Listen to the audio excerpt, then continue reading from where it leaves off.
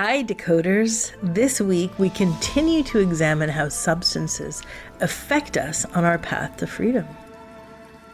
Hi, I'm Kiran Trace. Welcome to Humans Decoded, a story of hobbits, fairies, elves, dwarfs, gnomes, and humans. If you get lost at any point, there is a deep dive on all the different avatars in episode 1. It includes notes.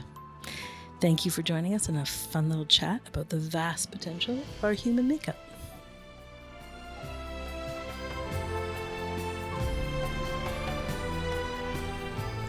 Hi, Leela. Hi, Cami. Hi, love. Hi, decoders. Hi, Leela, Kiran. So happy to be back with you all today. So in the last episode, we tackled substances. What are they and why do we take them?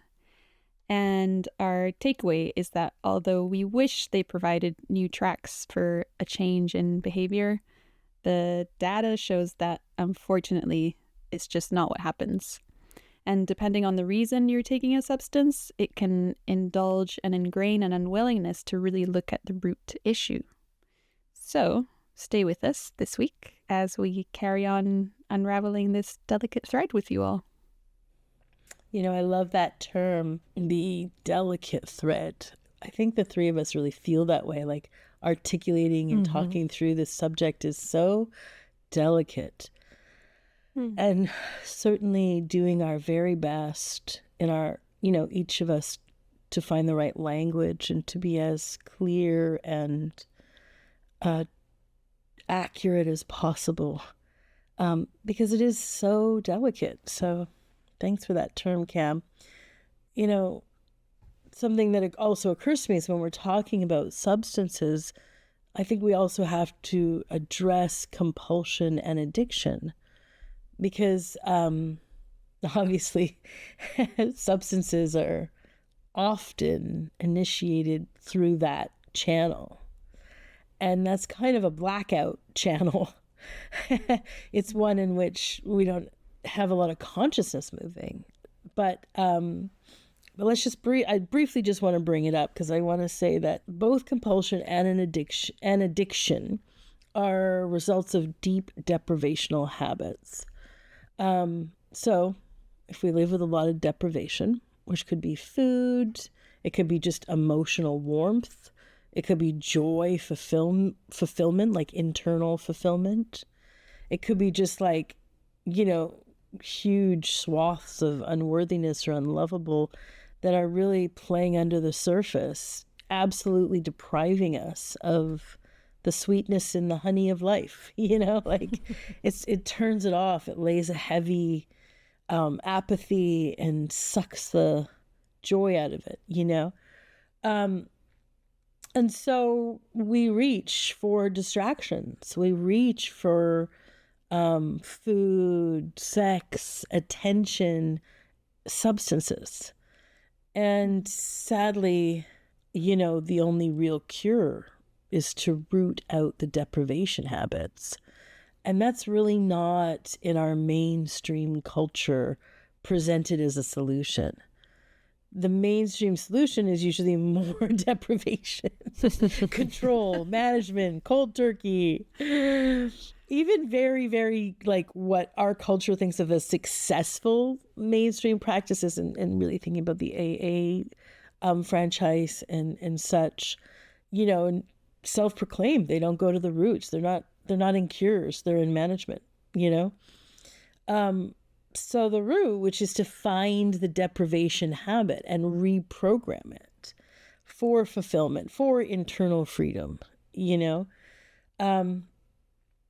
But I think that blackout, lack of consciousness, reaching for something isn't entirely today's conversation. We're looking at more subtler plays of reaching for substance.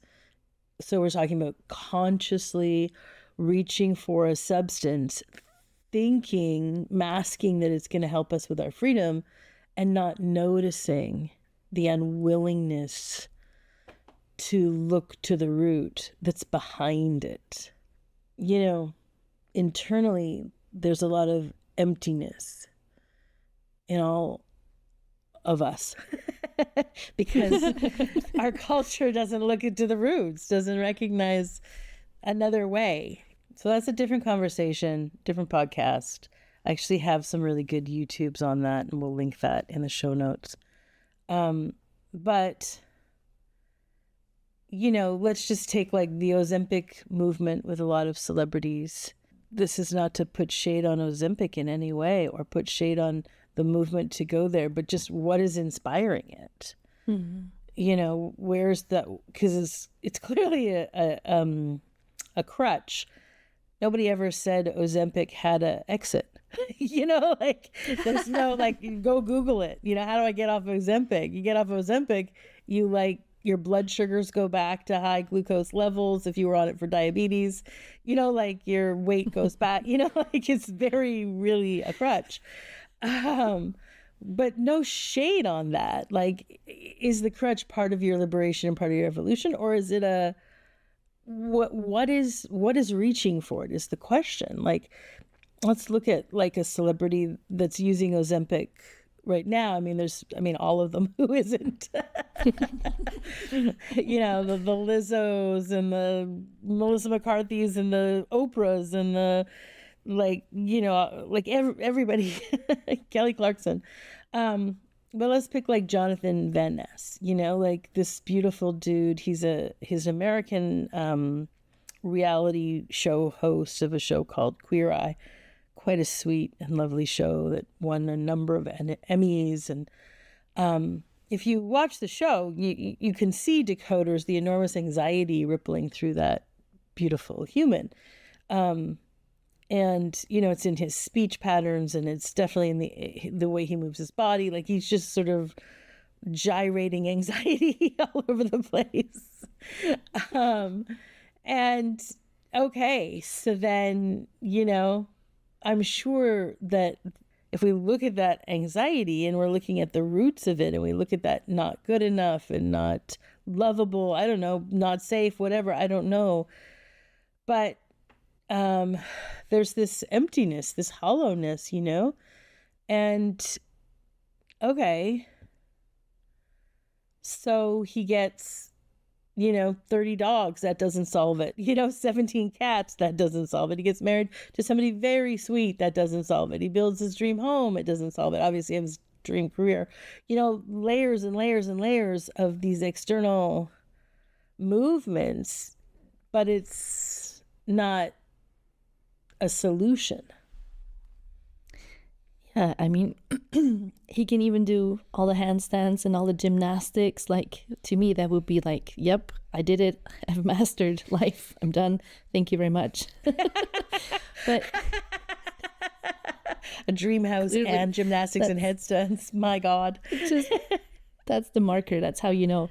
No, I'm kidding. But to him, it's still not enough. It's still just this empty, hollow reed sensation, or that's what I see in him, So it's just this emptiness floating through you, and then you might think okay, so I'm just gonna go on this drug to suppress my appetite. Let's see, if I tackle my weight, maybe that's gonna be the thing that makes me happy and feel less hollow inside. Instead of what about we look at the enormous deprivation that's going on under there? It's heartbreaking. So heartbreaking to see. Mm-hmm.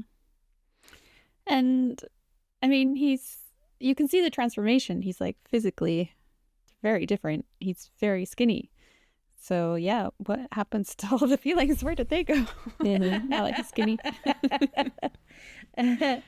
Well, we imagine decoders. Obviously we're projecting this, so we don't know Jonathan for real, and we're just holding him up in a placard shape that we can obviously see because he's such a visible person, and such a beautiful person, and such a clearly seeking person. So where are those feelings? They're still there. Let's roll it out for a few months, maybe even a year, where there's a la excitement, a little delusional bubble that we've talked about in previous episodes. There's a la field of excitement of being skinny that can kick in. And maybe that's, like you're buying all these different clothes and you see how you look different in pictures. And I don't know, just an excitement to use the externals as validation, right? As a way to combat the despair and the depression underneath all the anxiety. It's a story that you've said, Cami, like this, like try to replace anyways, the external feeling of despair with like, I did something, like I did something.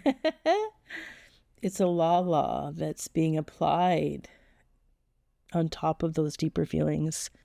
But these crutches, these substances is what we're talking about here. So let's say Ozempic, it's not a rude solution to any health issue. It's a crutch, it's a Band-Aid, but potentially a helpful one.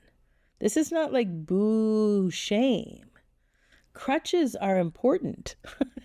Like you break your leg, you want to have a crutch, like crutches are important and useful, but they must be identified as a crutch.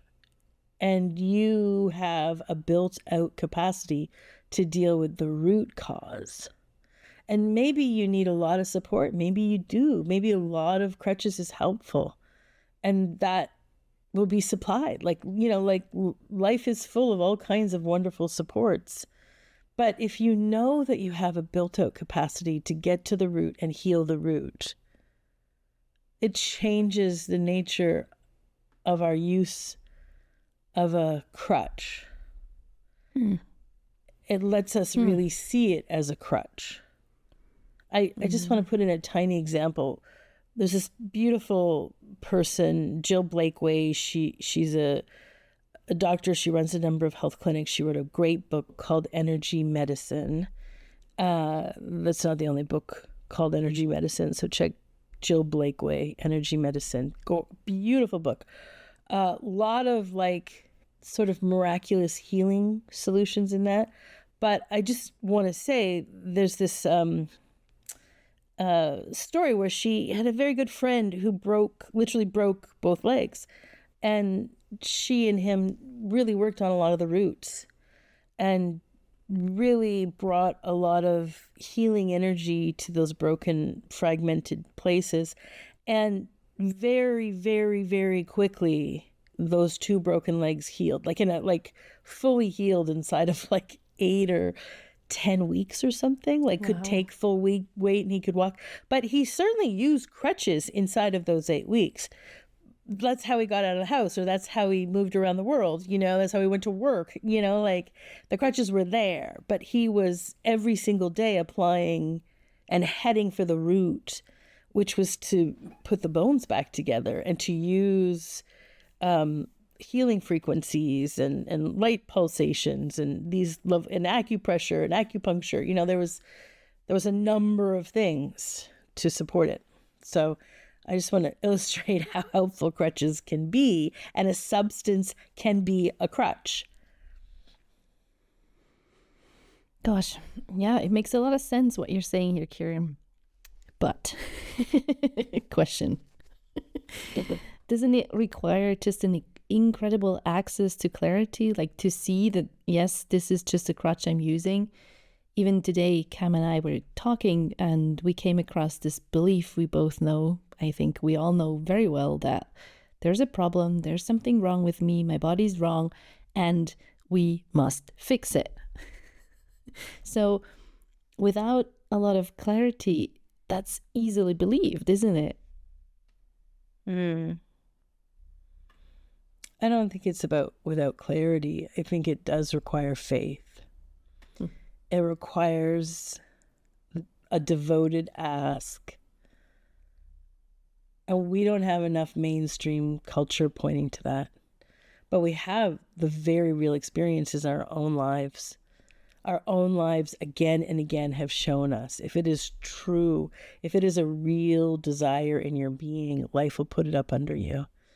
And that can be because you're on your knees, just begging for a solution.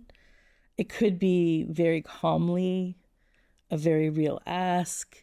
You know, I don't know what it takes to hear the true desire of your being. I mean, obviously, decoders, you know, we present a very accessible path here in the podcast. But you can see in your life, in the life of your loved ones, even if someone's running an enormous amount of chaos and blindness, when a true desire comes out of their being, poof, a solution comes right under you. Because a real desire, a real ask comes from life itself. And that's how the answers arrive every time. Like if a true ask is your being, then there it is. I see. Like life's already there answering. So it's not about a me, like a me that would need clarity or a shit ton of clarity. Like it's life itself. It has always been life itself, and it always will be life who answers this true desire from your being, because there's no separation. So life already answered it, in fact. And it's just that we so often try to walk past it with the me. Innocently, but still, nah. Yeah. I mean, I've been noticing this week, I've been going to my studio to paint, and it's mostly joyful, but I also saw there's this extra element that wants to claim like a me, like I am worthy and capable, and look at all of my work and how productive I'm being. And so, you know, there's a devotion to it, and I love it, but this extra piece sneaks in that tries to push really hard because it wants to get somewhere. So just sitting with it a little bit today uncovered that it's underneath all of that is a voice of worthlessness. Like, I'm so unworthy. I need to, you know, I'm broken. Fix me. Painting's my thing. That's your substance. He wants to, yeah, Paint fumes. Exactly. Those oil mediums. So yeah, this is the conundrum that we face, because the moment can include a beer or an antidepressant. It can include literally everything. So for me, there's an exhale in knowing that we have that much freedom, that literally everything gets to be on the table because it's already included, because it's already inside of life. Therefore, it's here. And so you get to listen to yourself when that moment is right for you, or if that's the key that you want to play for yourself. Like if you have a piano in front of you, like, is that the key that you want to resonate with? And I think you're always going to have the question, is it coming from control? I think you're always going to need that discernment to see, is it you indulging? Is it you avoiding something that you don't want to see? Are you just reaching for an easier solution because you don't want to because you don't want to hear that scream of terror that you've been trying to push back your entire life? I mean, we all know that. Mm-hmm. And yeah, sometimes it definitely, you know, the temptation is there to reach for this thing that's a lot easier than having to deal with that. Yeah, I can share an example from my life, like a real-time stumble I've had with a substance, a supplement. Like, I bought this cream because I was like, maybe my hormones need support. And, you know, all over social media, all over my social media, they keep telling me estrogen dominance and hormonal chaos, you need these supplements. So, oops, I fall for it. And so, like, maybe this is true. And, you know, there's this desire that feels really raw and tender, even to share it here. It's like, maybe I'd rather die. So there's this desire to have a baby, to maybe get pregnant. So I bought the cream. I used it to, I don't know, maybe prepare the body to be ready to get pregnant at some point. And long story short, I had a horrible month with really weird symptoms. I kind of constantly felt like I'm out of balance. I was so bloated. I had headaches and felt as if I'm about to bleed like each day of the month. And it's like, okay, so something's definitely different and weird. I Googled what are the symptoms of too much progesterone, and voila, there they all were.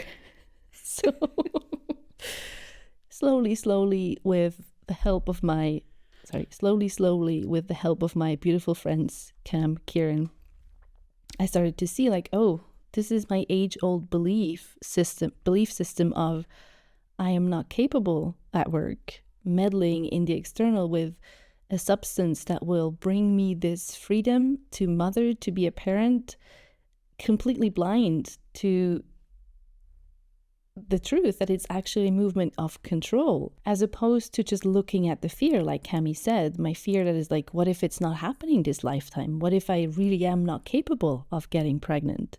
And letting that fear be met in divine presence. Let the fear be the baby that gets to be held in infinite love, like just right here, right now. That's what needs mothering into. Oh. And I think that's a really beautiful example that willingness is so key, to be able to listen to that discernment and sit inside of the discomfort long enough to be able to hear what's true versus what's me reaching for the external. And we've had so much sweet feedback from the last episode we posted about willingness. So I feel like that's what it comes back to. Are you available to be that vulnerable and honest with yourself and hear where the truth is versus where there's a pain body story of being better or being fixed? And yeah, where you want to just, like Kiran said, hit pause and tap out. Yeah. There's something so raw about this doing nothing to my pain bodies, the belief system. It feels so exposed. Like they'd rather turn a little bit away from this direct light of the moment or direct light of awareness, because doing something feels like it's getting me out of this direct fire line. Yeah, you'd rather be doing something than just witnessing, like putting hormones in your body instead of looking at the fear of not capable of getting pregnant. That fear itself, ironically, is what's walking past opportunities, like walking past life's answer to this desire that I don't know, but life is answering through desire. So yeah, I think there's something to be said about the fear of, like we say, being naked with the moment, meaning having no filter on what's right here in this moment, like this one right now. And there's such a strong impetus to always do something, to become something. Trying to become something is so hardwired that to release that grip, it feels like you're gonna fall into an abyss. But it's quite the opposite. It means that you get to be in communion with what's actually here, which is what's true. Because what's happening is what's true, not your story of what's happening. So that's why we lean for substances, thinking they'll get us free, when they don't even get us free in a moment, not even a single moment. They just indulge the unwillingness. And contrary to the fear, the opposite is true. Being with the actual moment is the most delicious, most nourishing, most solution and clarity and freedom and authenticity that you'll ever have. And so you don't want to dampen that, and nothing can substitute the intimacy and profound nourishment and the isness of this moment. And the best thing is it's free, it's right here, it's the most accessible because it's what you truly are. Girl, preach. Yeah, like the substances, they just indulge this misunderstanding about the plain moment, the plain naked moment, that it is an abyss, that it is a void. Whereas in truth, what Cami's telling us so beautifully is that the moment is where all the aliveness is, where all like the actual medicine is, and you're just falling into presence where you're held. It's not an abyss, it's not a void. So yeah, this no filter, not doing business, it's not a problem at all. It's actually it. Raw dogging the moment. That's what it's all about. Take a leap. Join us. Peace Thanks, out. Decoders. Yeah. We love to hear your questions and your comments. Please write to us. As we've said again, this is a very delicate conversation. And so there's multiple point of views here. And feel free to say your piece.